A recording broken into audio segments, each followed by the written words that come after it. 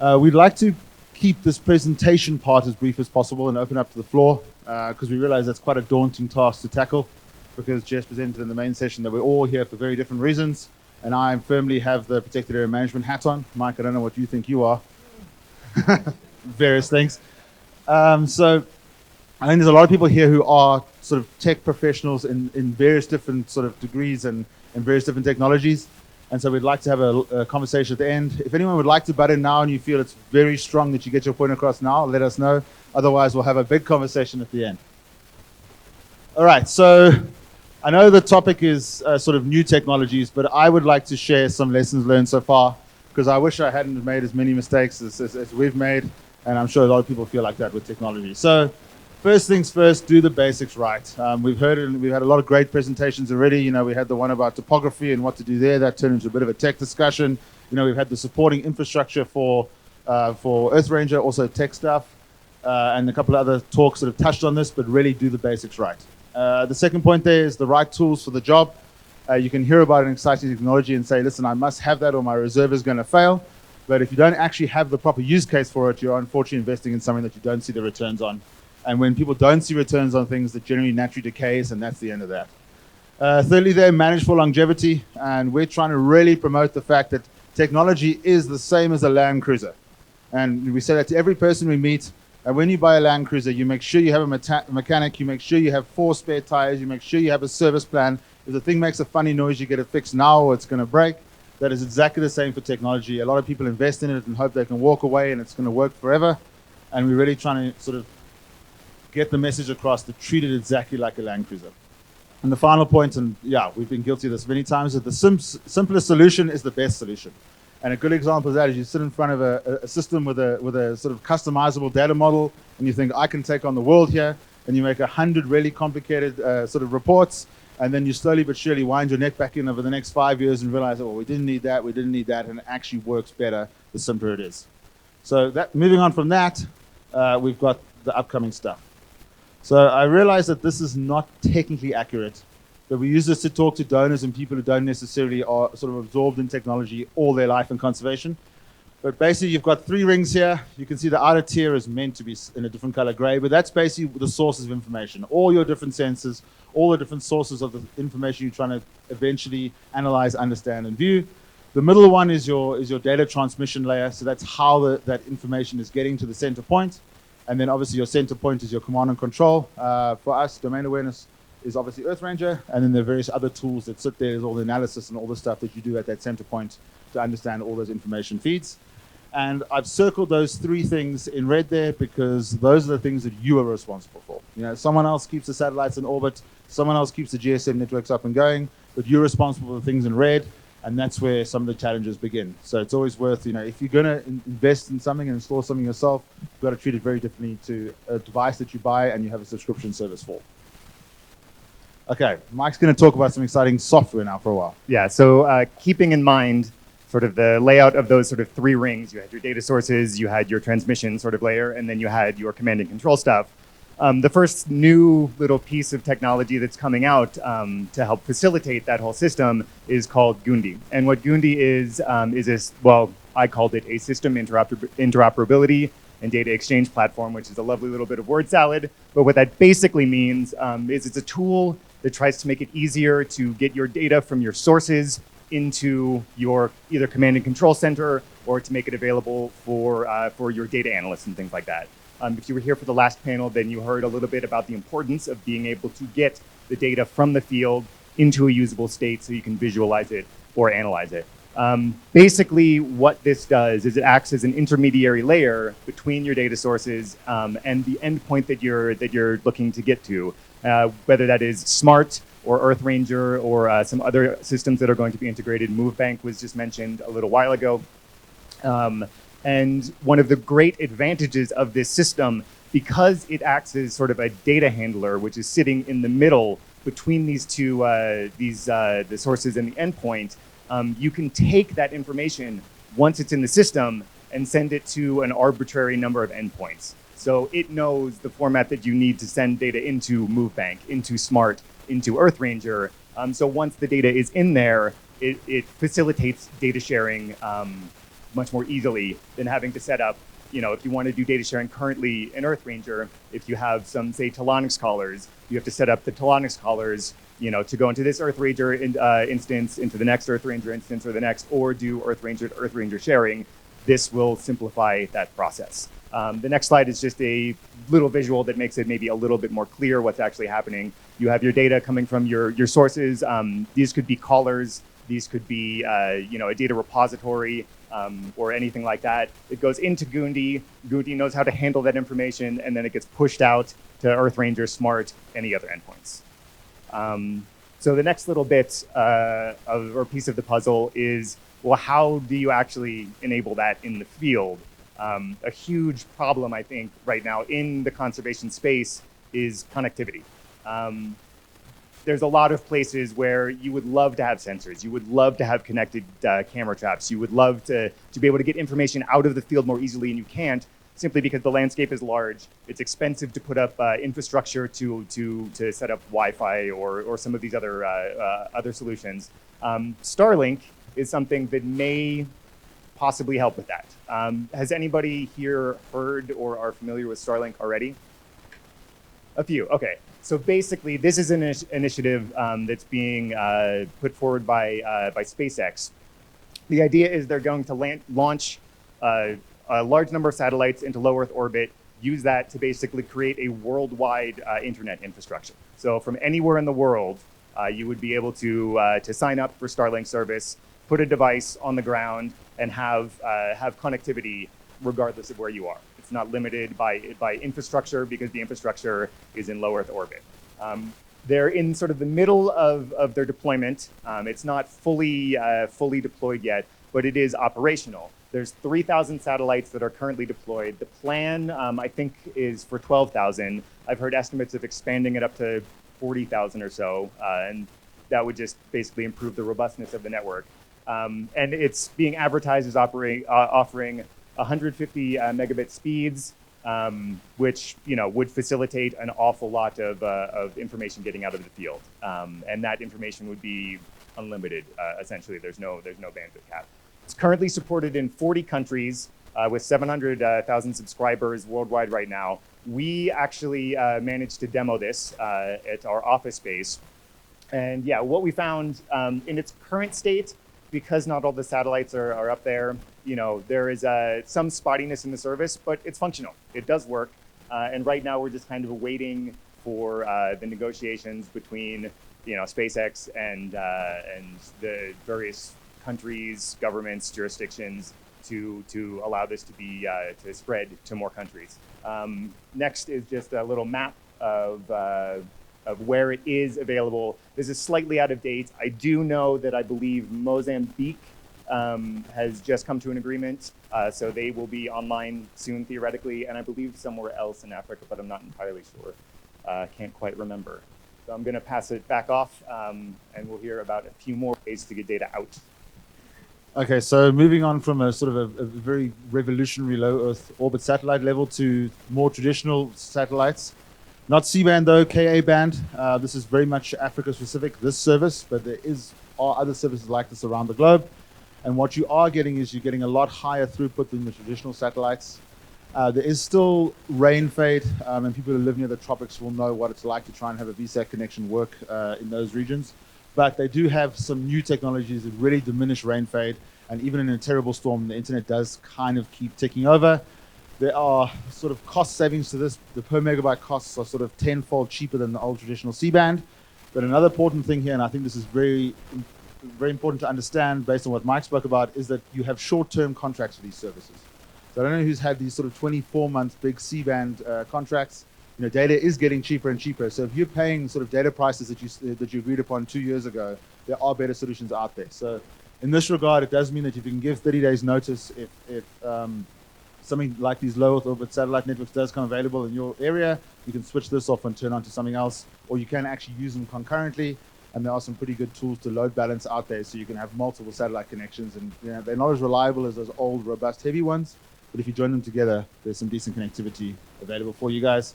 In the north of Africa, it doesn't work too well, but yeah, no one likes Namibia, but otherwise there's decent coverage south of that. All right, so what does internet connectivity give you? And we've heard about this in a couple of other talks, but remote monitoring and management. So traditionally, devices were very much, you plugged them in and you walked away and you hoped that they worked. In the modern day environment, you can really remotely manage and monitor everything. So when guys are investing in projects, when you're working with your deployment partners or suppliers or whatever, definitely make sure that you chat about what your technologies can do from a remote perspective. Here's two examples. There's a Victron portal in the bottom left here, and there's a Ubiquiti's network management tool on the top there, and you can remotely see how both of those two things, being power and network, are functioning. There are multiple different interfaces and different tools that do this, but in the modern day and age, I wouldn't buy anything that doesn't sit online in some way, shape, or form. I'd like to talk a little bit about LoRaWAN here, because it is a topic that you hear spoken about quite a lot, and there's various different ways to implement it and different sensors out there. And yeah, this is again some lessons that we've learned, and I think that other people that we've been chatting to have learned in especially the conservation area. There's definitely, it's use case specific. You really need to understand what you're trying to get out before you look at this as a technology that you can use. And a good example of that is if you're a scientist looking to track some of your animals, generally the data logging components of LoRa, the way the system works, it's very difficult to log data and then send it at a later stage when there is connectivity. There are methods of doing it, and there are various sensor manufacturers who are trying to work that in, but it doesn't work 100% yet. So what you do get is you get your data biased by actually where you have LoRa connectivity as well. So if you're looking to do sort of maybe more in-depth scientific studies about habitat selection and home range, you do have that bias on top of all your data. So in some of the scientists we've spoken to, they really do not like LoRa. But if it's more in a security environment, you're looking to, for example, track your rhinos. We've really struggled to GPS track rhinos for a long time. These trackers or these sensors can be a lot smaller, and it does give you options. So from a security perspective, this might be a very nice technology. So it really does mean understand what you're trying to do before you jump headfirst into a new technology. Yeah, I mentioned ongoing sensor development. This is quite exciting. There are new sensors all the time, but it does sometimes mean that you buy a sensor that's not supported for that long because the guys already jumped on to the next exciting technology. And another thing that really does make LoRa something that you need to understand before you deploy is that the sensors are quite cheap. So that means people buy a lot of them. But when you buy a lot of sensors, you actually have to manage them. And especially with how LoRa works and some of the authentication stuff, you really do need to be hands-on with these sensors. So don't underestimate how long it takes to, if you're tracking 200 tourists in your park and each of them have a LoRa sensor in their car while they're a tourist, just understand that does come with some management consequences in terms of collecting devices, managing them, make sure they're activated, make sure they're working. Does a sensor get disconnected from a battery if they're in every single one of your vehicles, your boats, and your airplanes? And the bottom point there is more of an upcoming technology that we're looking to see how it works in conservation. So the idea there is that obviously with a sensor on an animal, power is one of your biggest sort of constraints, because you want to make the sensor as small as possible. And so what you can do with the new LoRa Edge devices, they contain a GPS chip, but what you're doing is you're moving all the GPS calculation of that actual point off and into the cloud. So via LoRa, you send through the raw GPS information, and that sort of power-hungry computation takes place in the cloud, and that is how you work out where that sensor is. On top of that, you can actually send the satellite almanac to the LoRa device. So effectively, those long fixes, when you turn off on your phone or on your watch after moving a long distance, and it takes a while to figure out which satellite it's listening to figure out where it is, you can speed that up, and basically every fix becomes a hot fix. So this is something that we're looking at using. There are some constraints. If you put it in a rhino horn, some of the material around there does mess up some of those raw satellite readings, and it takes longer to get an accurate point. So if the sensor does ping off some information, sometimes the cloud calculation of where you are is not necessarily that accurate. At the moment, we're working better on the bigger sensors you can put on human beings that you can charge once a week. But that is exciting stuff. The sensors should get smaller, and you can maybe track sort of animals that were historically either very expensive to track or very difficult. Okay, so we mentioned obviously the LEO satellites. There's some other implications besides the bandwidth stuff that Mike spoke about. We've got LoRaWAN to space. That is an option. And so what that does is that red square I put around LoRa being something that you manage, that takes that red square away, and someone else is managing the satellites. And it will take a little bit more transmission power to get it up there, but it does take a lot of the responsibility away from you. And that is something that they've promised they're testing now, and I think might be coming up in the sort of medium-term future. You've also got the idea that I think most people who've worked in remote places have used push-to-talk Iridium PTTs, and there might be options coming up where we actually use those LEO satellites as a better way of communicating. So again, no responsibility for you to manage your communication network, and hopefully better sort of quality of signal and better response times on those distant satellites. We're not quite sure when the technology is going to be available to us. I think the military might already be using it in some places, but we'll have to wait and see how it appears in the conservation world. And then another thing we have is that picture on the right there is actually a cell phone that Elon Musk has promised us. He promises a lot of things, so don't get too excited. But apparently there might be the idea that you can use Starlink on your phone. I think the new iPhone has some satellite communication abilities if you are out of signal. And the same principle in that there might be the ability to use WhatsApp kind of wherever you are on the planet in the future. And yeah, when WhatsApp goes down, you realize how much of conservation is actually run by WhatsApp. So, you know, it will give us abilities to communicate no matter where you are, hopefully in the sort of medium-term future. And also the bottom point is, again, is there more power-friendly solutions? You're not sending the messages as far to the sort of further away satellites. Again, means smaller batteries, smaller devices, and being able to track sort of newer animals that are historically more difficult to do. Okay, Mike's going to talk about some other sounding software. So yeah, this is a few things that are sort of emerging. I haven't seen too many practical applications of these next two items, but they are out there in the wild a bit. The first is the idea of predictive patrol planning. And so the one that I am sort of aware of that's kind of, you know, being played with a little bit more is the pause system, which is available. The Smart Partnership has some servers that are running sort of predictive patrol planning and analysis using the pause algorithm. The basic idea of these algorithms is that you take a lot of your historical patrol data and also sort of incidence data. So where you find snares, where you've patrolled, places where you found encampments or encountered people and made arrests and things like that. You feed them into this algorithm, and it will spit out sort of an idea of where it thinks you may be likely to find other items in the future. So it may be used to not only just get a good idea of, based on the topography and the terrain in your area, where it's likely that encampments might be found. It can also help show you where maybe some holes in your current patrolling are, which is relatively nice. And they've been pretty clever about it. There's one that has used road networks to be able to develop basically patrol plans, suggested patrol plans that will allow you to use one road and then do smaller patrols off of that. So instead of sending the team out just in to do one long patrol for a week or whatnot, you can do several smaller days along this road using that as an access point. And it will do that by identifying what it thinks are hotspots. Certainly, this is just, you know, a suggestive tool. It's not the end-all be-all. It's not the smartest thing in the world. These algorithms tend to only be as good and as useful as the data you put into them. So if you have a relatively sparse data set, if you're just starting out in a conservation area, it's probably not going to be much use. If you have 10 years of historical data, you might be able to get something out of it. There's probably a lot of ground in the middle as well. And one other interesting thing about this predictive patrol planning in specific is that it can also be used to sort of address some issues when you have staff turnover. If you have somebody who is very knowledgeable about patrolling in your conservation area that then leaves, you know, for whatever reason, you can fill some of the gap of their specific knowledge of the area by using this, because you know, they were probably helping to inform these algorithms to begin with, and also the use of them. And so you can use this as a tool to maybe act as a stopgap until you can get somebody else back up to speed.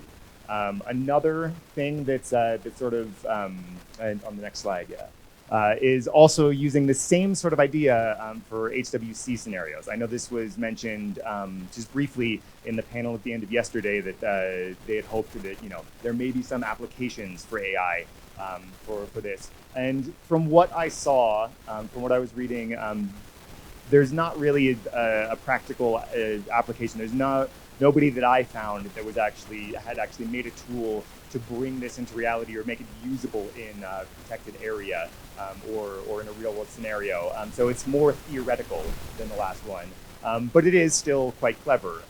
A lot of the ways that they'll do this is they will take the known locations of an animal.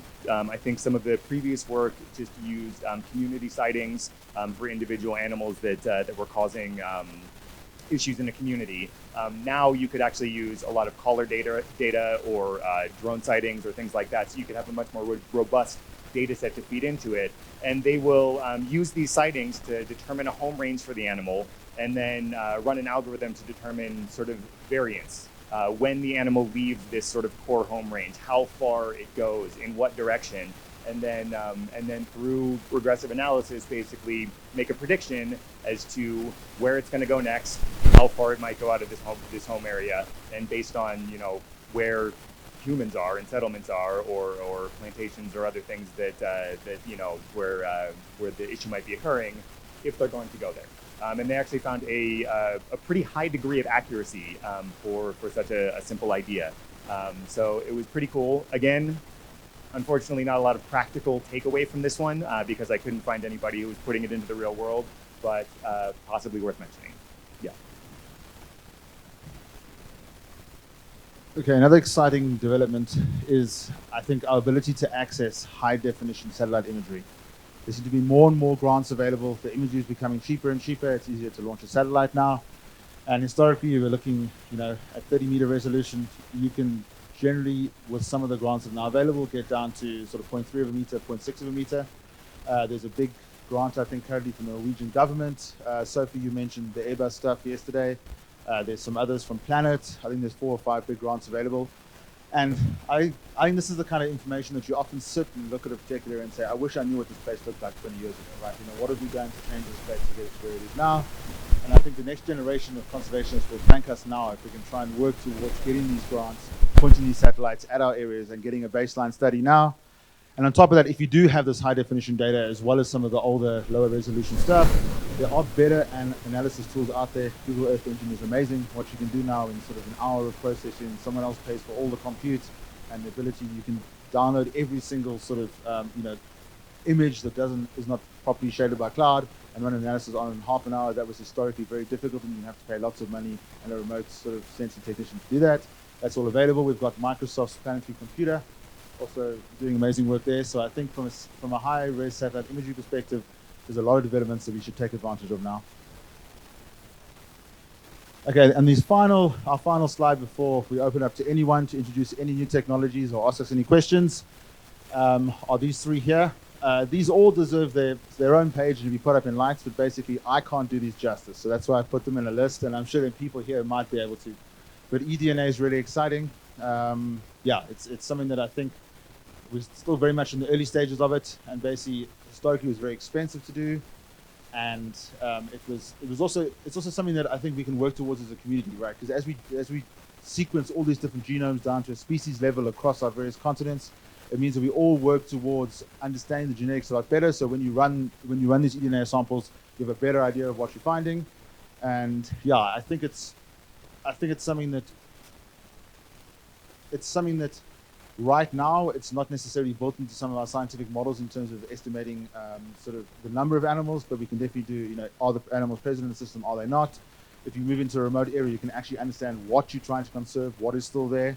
And I'm sure someone else can do this topic a lot better justice than I can here, so please talk up a little bit later. The second one is LiDAR, and this has been around for a while, but I think it's more and more accessible. We see people flying LiDAR with drones more and more, especially over forests. And this is tying in nicely with some of the carbon stuff that's coming up, looking to sort of monetize carbon storage in our protected areas. And being able to understand the baseline of carbon you have and working towards goals is a lot easier if you can have affordable LiDAR technology, and it seems to be used more and more. And then I think, Mike, you've got some stuff to say on AI on the edge. Yeah. Stuff there. So AI on the edge is something that's been sort of talked about more over the past handful of years. So traditionally what we like to do, or the traditional model of doing analysis on our data, is we try and take the data out of the field into our offices and look at it there and figure out what the important bits are there. You pull the SD cards from the camera traps, or more recently with more connectivity, you send the imagery in, you send your acoustic data in, you have your caller data coming in, things like that. AI on the edge is the idea of doing some of that processing at the device in the field and only sending in the most important bits or the interesting bits for further analysis. One of the big advantages of this is that one of the biggest power costs in any of these device systems is the cost of transmission. So for a camera trap that can communicate over a cellular network, to send a picture in is draining the battery far more than actually taking the picture or storing it or doing anything like that. And so AI on the edge allows these devices through the use of very low power chips that are specifically designed for analysis processing to be able to maintain, run out in the field without solar solutions and just on battery power for far, far longer. It may also have the advantage of only sending in the interesting bits. If you don't have the resources or systems to do AI processing in-house, then these devices and the companies that are working with them can develop models that can do and handle some of that workload for you. So you still get some of the nice data from the analysis of the AI, but you don't have to do all of that analysis sort of on your end. The device kind of takes care of it for you. So that's sort of a brief look at AI on the edge. And after that, we did want to open it up for discussion, questions. We'd love to hear if there's anything we missed that you all are aware of, that you think it's valuable to share. You guys have a lot of practical experience on the ground, and we'd love for you to share it. I just on the vegetation analysis side of things, LiDAR. What for some of us? Can you just give a bit of a breakdown as to what that can provide if you were looking into using that as a tool for vegetation sampling? Is Moraine here? No, thanks, Moraine.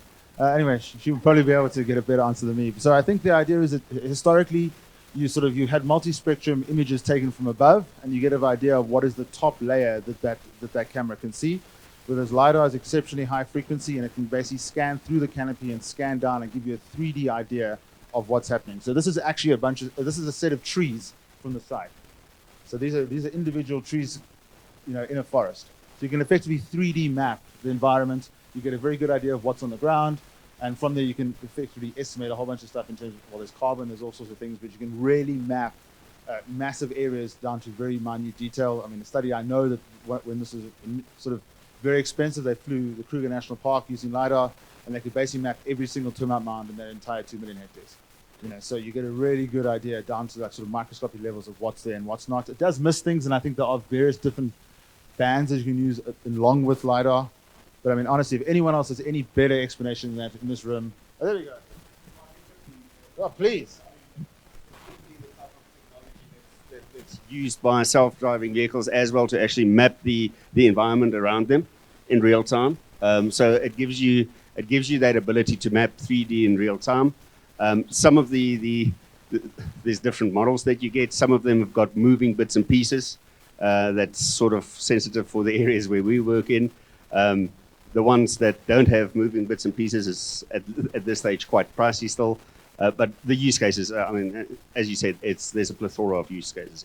Intrusion detection, carbon type things. So there's a lot we can do if it becomes affordable.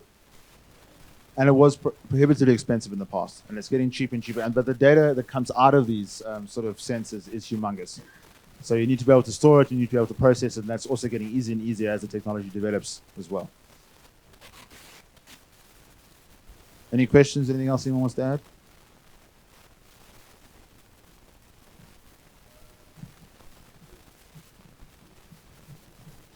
I was just curious, you had one slide up there on predictive technology in terms of human-wildlife conflict. Why did that not get off the ground? I don't know that it's necessarily. I think that it just possibly it was basically a bunch of research papers that I found, and so I think that there's a lot of academic work into that. Computer scientists love to compute, right? So I think that was kind of the motivation for looking into that. Certainly, also I'm sure they were looking to solve a real world problem, and in the use case that they were testing against, I think they did do some good. I think it was a panther.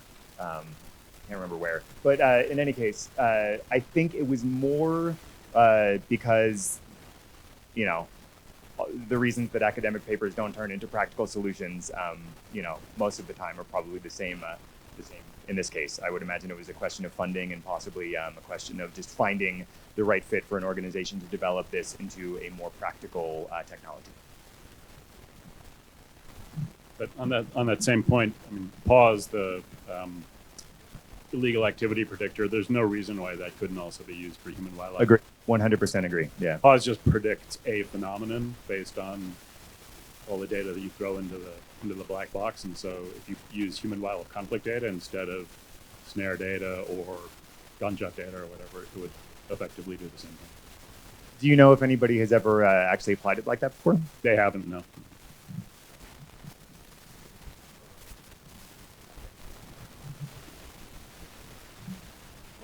You haven't really got a slide on the development of AI for species classification, both in camera trap data and also in possibly acoustic data. I was just interested from the room, how that's going for everybody. And obviously there's a lot of training data that's needed for certain species, certain geographies. What's working, what's not, and how's it going?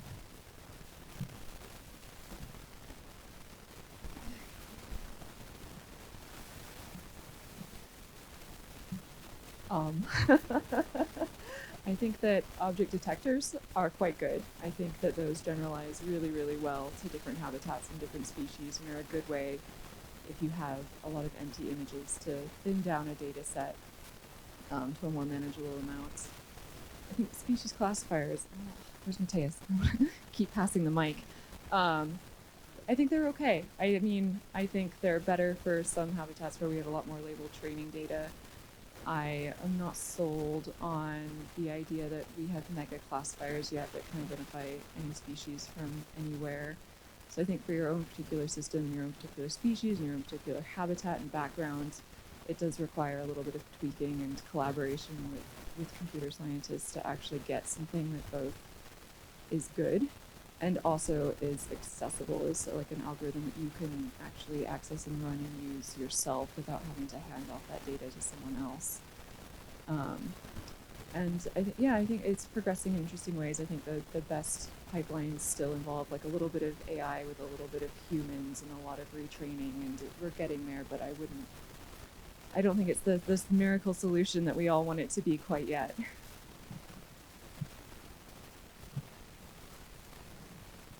That a little bit. We use it a lot.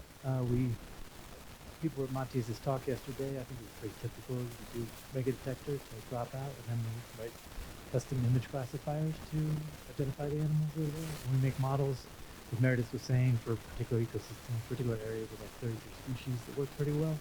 And in terms of what you can get out of it, again, it's not perfect, so you want a human in the loop. So when we use Universe, instead of having like 10 people look at an image and identify what's in there, we hand them all a bunch of species, and then they can go through the images, and they only have to say once that they saw it. And that meant in one instance, what would have taken 6 months took about 3 weeks, so that's significant in terms of the contribution of citizen scientists to the effort. And it also means that, as it's also alluded to, we're looking at a lot less blanks, and it's more fun. So that's useful.